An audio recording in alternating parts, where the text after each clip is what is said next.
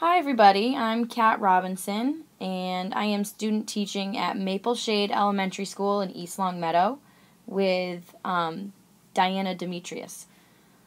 The toughest aspect of student teaching to adjust to for me was figuring out my supervisor's teaching style. You want to go in and put your own spin on things, but you also know what the students are used to because of her own teaching style, so you don't want to change it up on them too much.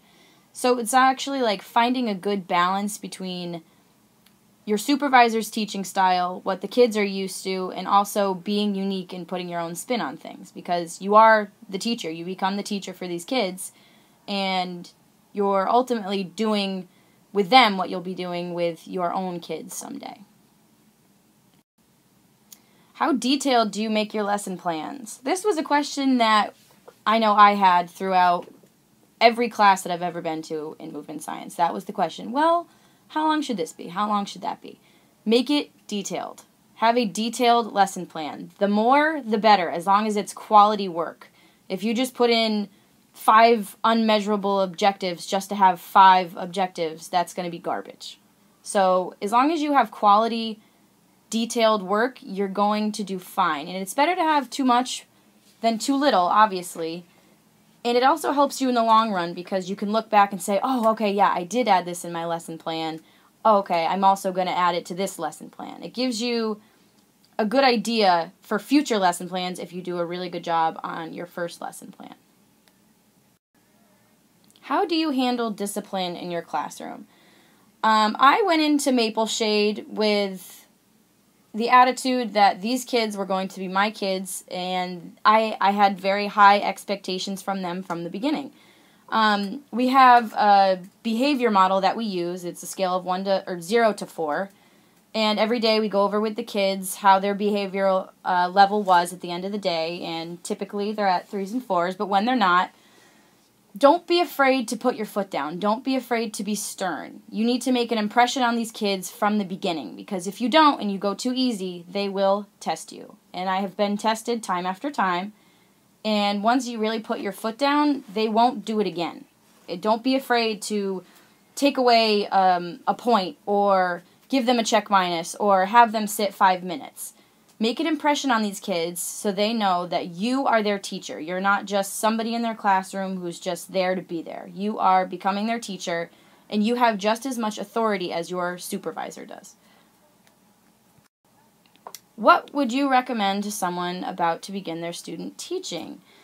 I absolutely recommend learning your students' names immediately. It is so important to learn your kids' names because it gives them the feeling that you actually care. You don't just say, hey kid in the red shirt, can you go do blah blah blah. Use their first names, and it makes a connection between you and your students more quickly. They love it when you see them in the hallway and you can say, oh, hi Brian, how's your day? And they're shocked that you actually even know their name. But it makes them feel comfortable, and it sets a really good teacher-student relationship.